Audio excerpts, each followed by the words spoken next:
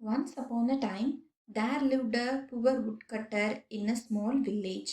முன்னொரு காலத்தில் ஒரு சிறிய கிராமத்தில் ஏழை விறகு வெட்டி ஒருவன் வாழ்ந்து வந்தான். He was an honest and hardworking man. அவர் நேர்மையான மற்றும் கடினமாக உழைக்கும் மனிதர்.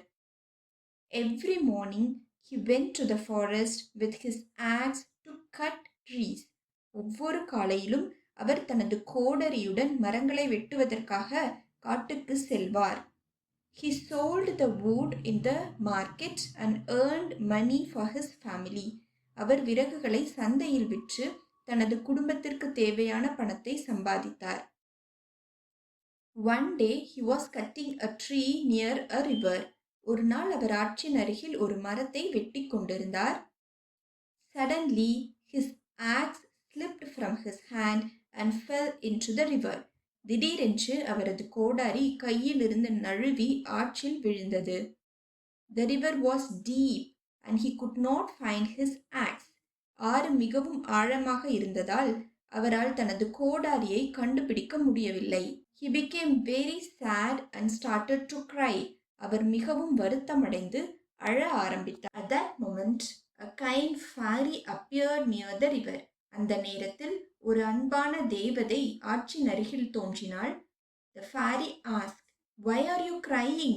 தேவதை கேட்டாள், "நீ ஏன் அழுகிறாய்?"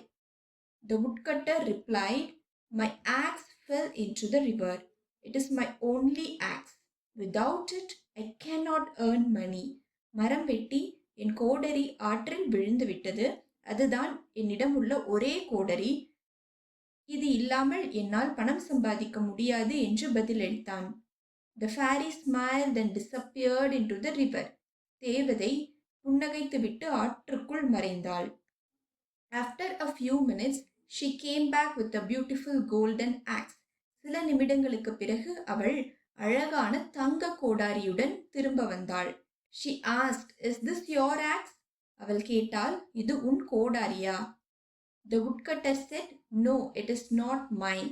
விறகு வெட்டுபவர் கூறினார், "இல்லை, இது என்னுடையது அல்ல." The fairy went into the river again. தேவதை மீண்டும் ஆற்றுக்குள் சென்றாள். Time she brought a shining silver axe. இந்த முறை அவள் பளபளக்கும் வெள்ளி கோடாரியை கொண்டு வந்தாள். She asked again, "Is this your axe?" அவள் மீண்டும் கேட்டாள், "இது உன் கோடாரியா?" The woodcutter answered, "No, that is not my axe either." விறகு வெட்டுபவர் பதிலளித்தார், "இல்லை, அதுவும் என்னுடைய கோடாரி அல்ல." The fairy smiled once more and went into the river for the third time. தேவதை மீண்டும் புன்னகைத்துவிட்டு மூன்றாவது முறையாக ஆற்றுக்குள் சென்றாள். Soon she returned with an old iron axe. சிறிது நேரத்தில் அவள் பழைய இரும்பு கோடாரியுடன் திரும்ப வந்தாள்.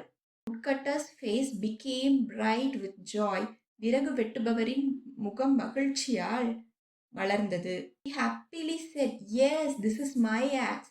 அவர் மகிழ்ச்சியுடன், "ஆம், இதுதான் என்னுடைய கோடாரி" என்றார். The fairy was pleased with his honesty. அவரின் நேர்மையைக் கண்டு தேவதை மிகவும் மகிழ்ந்தாள். She said, "You are an honest man. You did not tell a lie." அவள் கூறினாள், "நீ ஒரு நேர்மையான மனிதன், நீ பொய் சொல்லவில்லை. As a reward for your honesty, I will give you all 3 axes.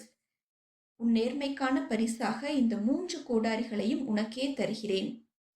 The woodcutter thanked the fairy with a grateful heart. விறகு வெட்டுபவர் மனமார தேவதைக்கு நன்றி கூறினார். He returned home happily with the iron, silver and golden axes. அவர் இரும்பு, வெள்ளி மற்றும் தங்க கோடாரிகளுடன் மகிழ்ச்சியாக வீட்டிற்கு திரும்பினார்.